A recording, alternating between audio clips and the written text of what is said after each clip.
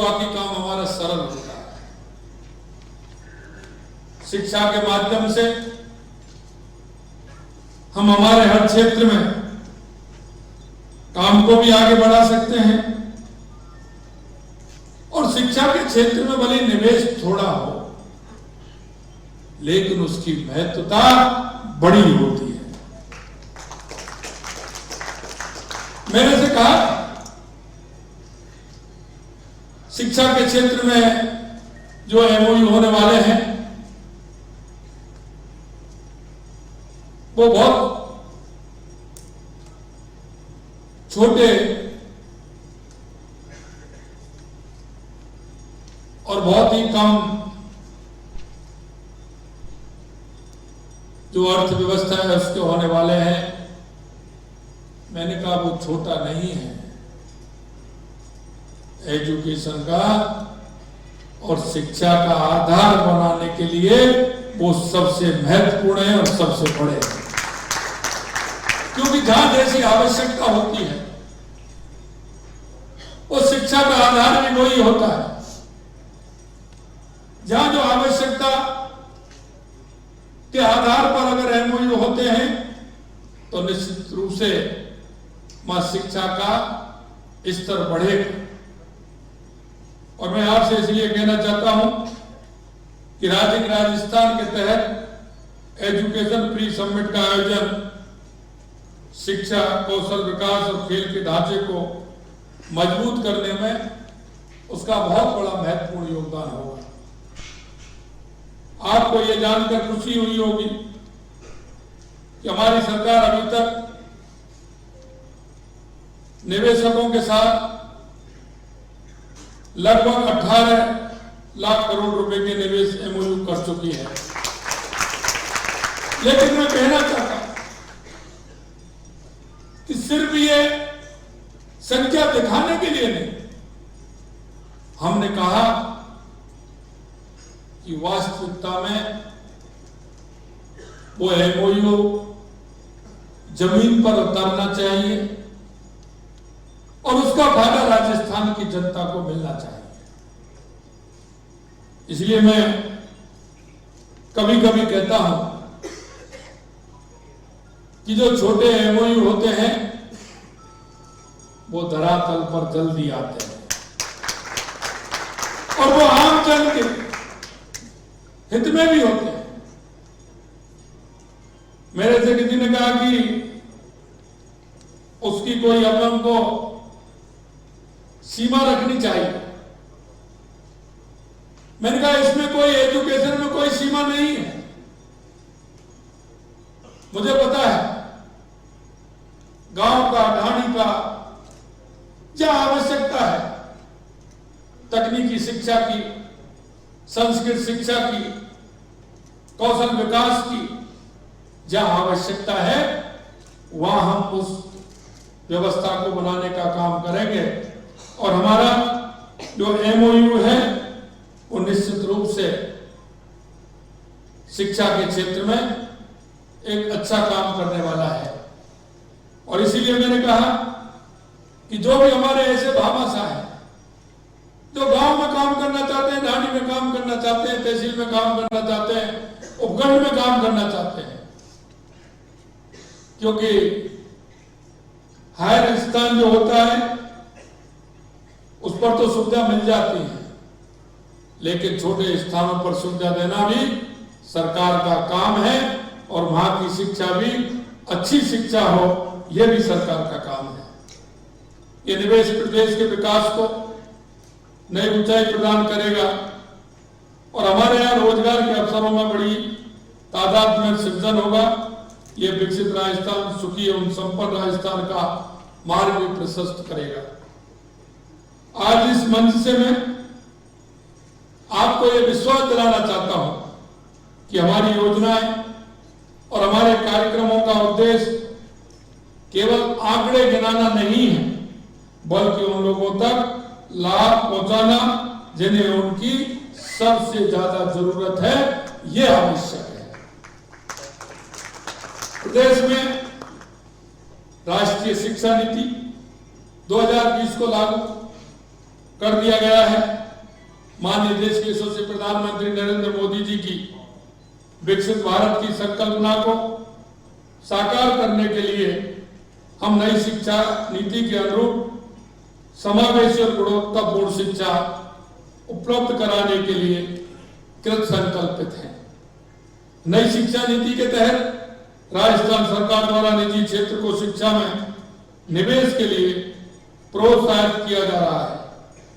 आपने देखा होगा वर्ष 2024-25 में लगभग 650 गैर सरकारी विद्यालयों को मान्यता प्रदान की गई है, जिनके द्वारा आधारभूत सुविधाओं के विकास हेतु 300 करोड़ रुपए से अधिक का निवेश किया जाना प्रस्तावित है। इसके अलावा स्कूल शिक्षा विभाग में 2000 करोड़ रुपए से ज्यादा का निवेश होना प्रस्तावित है। इसी तरह संस्कृत विद्यालयों के विकास एवं सुगम शिक्षण के लिए 12 संस्थाओं द्वारा करीब 105 करोड़ रुपए के MOU किए गए हैं। उच्च शिक्षा, तकनीकी शिक्षा एवं कॉलेज शिक्षा विभाग में करीब 23,870 करोड़ रुपए से ज्यादा का निवेश होना प्रस्तावित है, जो आज हुआ है।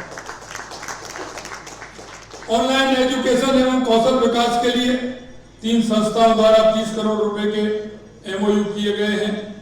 राज्य में कौशल विकास एवं डिजिटल शिक्षा पर आधारित नवाचार किया जा रहा है, जिसमें शिक्षा की नई संभावनाओं के साथ निवेश को भी केंद्रित किया गया है। इसी तरह क्योंकि ये राजस्थान के अंदर बहुत बड़ी अपार संभावना है, हर क्षेत्र में संभावना है, इसलिए हमने कहा कि जो हमारा युवा है, अगर युवाओं को मौका मिलेगा तो हमारा राजस्थान का युवा बहुत ही कर्मठ, मेहनती, इंटेलिजेंट है। हमने इसी तरह खिलाड़ियों को विश्व स्तरीय प्रशिक्षण एवं सुविधा प्रदान करने के लिए करीब 2000 करोड़ रुपए के निवेश का प्रस्ताव किया है। इस प्रकार हम शिक्षा के क्षेत्र में कुल 28,000 करोड़ रुपए के MOU कर रहे हैं आने वाले समय में, क्योंकि अभी लगभग 1 महीने से ऊपर है और अभी हमारे जो MOU हुए हैं, मैं देखता हूं डेली कहीं ना कोई आते हैं, वो कहते हैं, लेकिन हमारा उद्देश्य, जैसा मैंने कहा कि आंकड़ों में नहीं है, हमारा उद्देश्य है कि जो भी MOU हो वो धरातल पर उतरते हुए उसका काम जल्दी हो। जैसा कि मुंबई के अंदर हमारे MOU हुए थे, उनका होना प्रारंभ हो गया है। कई की जमीन हमने सुनिश्चित कर दी है, कई को हमने कैबिनेट में पास भी किया है। इसलिए हम चाहते हैं, कहते हैं हमसे कि आपने पहले वर्ष में ही क्यों किया। मैं कहना चाहता हूं कि पहले वर्ष में इसलिए किया कि हम उसको ठीक प्रकार से जमीन पर उतार सकें और उस क्या क्या खामियां उसमें उनको पूरी करते हुए हम राजस्थान की जनता को उसका पूरा का पूरा लाभ मिल सके। इसलिए हमने पहले वर्ष में हमने राज्य में राजस्थान किया है। आने वाले समय में राज्य में जो भारी निवेश आने वाला है, उसे सफल बनाने के लिए हमें कौशल, श्रम शक्ति और बेहतर शिक्षा प्रणाली की आवश्यकता है, जिनसे हम अपने युवाओं को योग्य बनाकर उन्हें अवसर प्रदान कर सकें। हमने एक एजेंसी से सर्वे भी हमने कराने का काम किया है। वो सरकार के हिसाब होने वाला है, सरकार के साथ होने वाला है, क्योंकि आने वाले समय में क्या क्या आवश्यकता और हो सकती है, आने वाले समय में कौन से डिपार्टमेंट के द्वारा या किस एजुकेशन के द्वारा हमारे राजस्थान के युवाओं को रोजगार मिल सकता है। एक देश की सर्वे करानी है, लेकिन एक दूसरे देशों की भी करानी है, क्योंकि आवश्यकता जिन कंट्रियों को है, क्योंकि अभी मैं जापान गया तो उन्होंने मेरे से कहा कि हमें नर्सिंग छात्राओं की आवश्यकता है। हमने उनसे कहा नर्सिंग छात्राओं की आवश्यकता है, लेकिन हम छात्राओं के साथ छात्र भी भेजने वाले हैं। हमने कहा कि हम ऐसे नहीं, हमारा दोनों जाएंगे और आपकी क्या क्या आवश्यकता है वो हमें कराइए। तो उन्होंने हमें 5 साल में 15,000 युवाओं को लेने का उन्होंने एमओयू किया है कि हम राजस्थान से लेकर के आए। इसी तरह जब मैं जर्मनी गया तो वहां के लोगों ने कहा, मेरी जब वहां के अधिकारियों से और वहां के जनप्रतिनिधियों से बातचीत हुई, उन्होंने कहा कि हमें आवश्यकता है, हर क्षेत्र में आवश्यकता है, हम 1 लाख युवा प्रति साल हम आपसे लेंगे। हमने कहा हम 1 लाख नहीं, पहले हम आपको 20,000 देंगे। हमने कहा आपका जो शिक्षा का मापदंड है वो आप यहां आकर के पेपर लेंगे, वो ठीक नहीं। आप आइए, एजुकेशन हब भी आप बनाइए, आपकी क्या मापदंड है वो हमारे राजस्थान में आकर के हम आप एमओयू करिए और उस शिक्षा का जो आपका स्तर है हमारे युवाओं का पेपर वहीं लीजिए, वहीं उनका रिजल्ट दीजिए और उसके बाद वहां से आप लेकर के आइए। आप यहाँ लेकर के आए, 2 साल 3 साल हमारे युवा काम करें और आपके जो मापदंड है उस पर आप अगर उसको किसी तरह से पास नहीं कर पाए तो हमारा युवा कहाँ जाएगा। हमने कहा आप उस शिक्षा के माध्यम से आपका जो अनुरूप शिक्षा आप जो देना चाहते हैं, करना चाहते हैं, आप हमारे साथ एमओयू करके और उसको अच्छी शिक्षा प्रदान करें और उसका पेपर लें और उसके बाद आप वहां लेकर के आए। क्योंकि हम चाहते हैं कि हमारे युवा हर क्षेत्र में आगे, हमारा राजस्थान का युवा हर तरह से सक्षम है। हमने कहा एक बार आप आएंगे तो निश्चित रूप से हम आपकी सहायता कर सकते हैं। इसके लिए पिछले 1 साल में शिक्षा के आधारभूत ढांचे को मजबूत करने में कई महत्वपूर्ण कदम भी उठाए हैं। हमने यही नहीं, हमने कहा है कि विभिन्न कंट्रियों की जो भाषा है उस भाषा ज्ञान के लिए भी हम राजस्थान में इस तरह के विद्यालय खोल करके उनको भाषा ज्ञान भी कराएं कि जिससे हमारा किसी कंट्री में जाने वाला हमारा विद्यार्थी है तो उसको किसी तरह से परेशानी नहीं हो, ये भी हम करने वाले हैं। 4,000 से अधिक राजकीय विद्यालयों में 8,000 से अधिक स्मार्ट क्लासरूम की स्थापना की गई है। 16,387 विद्यालयों में विज्ञान एवं गणित किट उपलब्ध करवाई गई है। राज्य के 639 राजकीय विद्यालयों में पीएम श्री विद्यालय के रूप में चयन किया जा चुका है। सह शैक्षणिक गतिविधियों को बढ़ावा देने रियल टाइम मॉनिटरिंग के लिए विद्या समीक्षा केंद्र की स्थापना की जा रही है। बजट में बालिकाओं के लिए हमने सैनिक एकेडमी की स्थापना की घोषणा की है, वो भी हम पूरी करने जा रहे हैं। आप आगे आए और प्रदेश की बालिकाओं को नए अवसर प्रदान करने में अपनी भागीदारी निभाएं। 2024-25 में हमने 37 नए राजकीय महाविद्यालय खोले गए हैं, जिनमें 20 सह शिक्षा, 13 कन्या महाविद्यालय, 4 कृषि महाविद्यालय शामिल हैं। सभी जिला मुख्यालयों पर स्थित राजकीय महाविद्यालयों में बीबीए एवं बीसीए पाठ्यक्रम तथा सभी संभाग मुख्यालयों पर स्थित राजकीय महाविद्यालयों में एमबीए एवं एमसीए पाठ्यक्रम प्रारंभ करवाए गए हैं। सभी जिला मुख्यालयों पर स्थित राजकीय महाविद्यालयों में कंप्यूटर साइंस पाठ्यक्रम प्रारंभ करवाए गए हैं। लघु सीमांत एवं बटाईदार कृषकों तथा खेतिहर श्रमिकों के बच्चों के लिए कॉलेज निधि शुल्क माफ किया गया है। यह भी हमने किया है कि जिससे हमारे गरीब जो बच्चे हैं, जो बटाईदार कृषक खेतिहर श्रमिकों के बच्चे हैं, उनको सुविधा मिल सके, कॉलेज निधि शुल्क माफ किया गया है। सभी गरीब परिवारों की बेटियों के लिए उच्च शिक्षा को निःशुल्क किया गया है। विदेशी भाषाओं में सर्टिफिकेट कोर्स आरंभ करवाए जा रहे हैं। जैसा कि मैंने आपको कहा, रोजगार और उद्यमिता संवर्धन निवेश का वातावरण निर्मित करने के लिए हम निरंतर प्रयासरत हैं। कौशल रोजगार एवं उद्यमिता विभाग ने 126 रोजगार शिविर आयोजित कर 22,500 युवाओं को निजी क्षेत्र में रोजगार के अवसर प्रदान किए गए हैं। 30 आईटीआई का नवीनीकरण एवं निजी निवेश के माध्यम से करीब 150 आईटीआई का आधुनिकीकरण किया जा रहा है। युवाओं में कौशल क्षमता को बढ़ाने के उद्देश्य से राज्य कौशल नीति भी लाई जा रही है। उद्योगों की मांग के अनुरूप पाठ्यक्रम को भी अपडेट किया है, जिसके तहत आगामी 2 वर्षों में करीब 1.5 लाख से अधिक युवाओं को कौशल प्रशिक्षण उपलब्ध कराए जाने का लक्ष्य रखा गया है।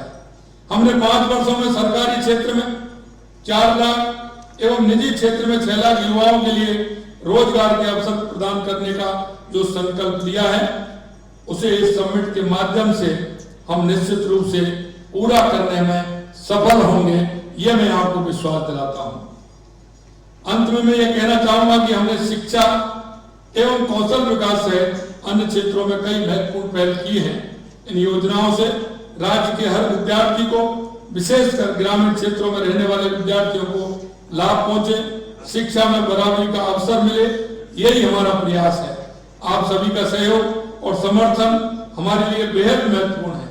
मुझे विश्वास है कि हम सभी मिलकर इस राज्य को और यहाँ की शिक्षा पद्धति को नई ऊंचाइयों पर ले जाने में कामयाब होंगे। इस भावना के साथ मैं आपसे इतना कहना चाहता हूँ कि आज आपके सहयोग से जो MOU हुए हैं, और मैं उन भामाशाहों को भी धन्यवाद देना चाहता हूँ, क्योंकि गांव के हर गांव में, हर उपखंड में, हर तहसील में ऐसे भामाशाह हैं। और आपके माध्यम से मैं एक निवेदन भी आपसे करना चाहता हूँ कि ऐसे जो भामाशाह हैं, निश्चित रूप से उनका सम्मान भी करना चाहिए, और ऐसे जो ये काम करने वाले हैं उनको आगे लाते हुए उनको प्रोत्साहित भी करना चाहिए, क्योंकि शिक्षा एक ऐसा धन है कि जिसकी हम कल्पना नहीं कर सकते। क्योंकि आज आप सभी इस हॉल में विराजमान हैं, उस शिक्षा की देवी मां सरस्वती का उसमें बहुत बड़ा योगदान है। इसलिए मैं कहना चाहता हूं कि कहते हैं, गांव में कहावत है, व्यक्ति हर चीज में से बांट लेता है,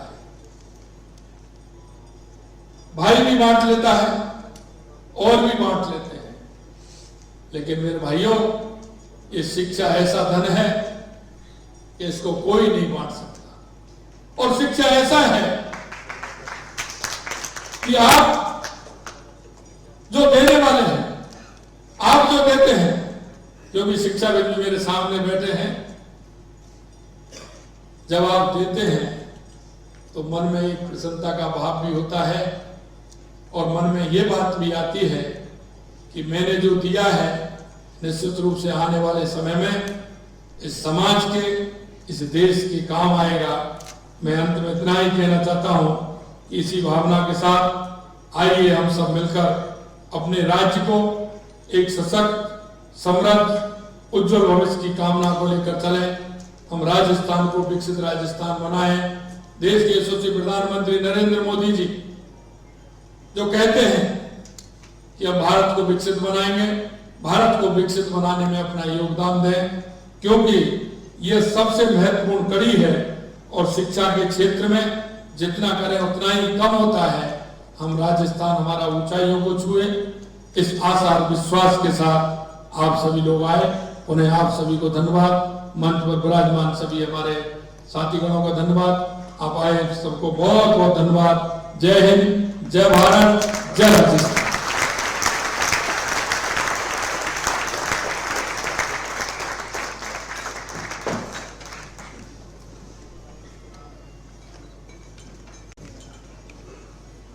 माननीय मुख्यमंत्री राजस्थान श्री भजनलाल शर्मा जी का आशीर्वचनों के लिए बहुत बहुत धन्यवाद।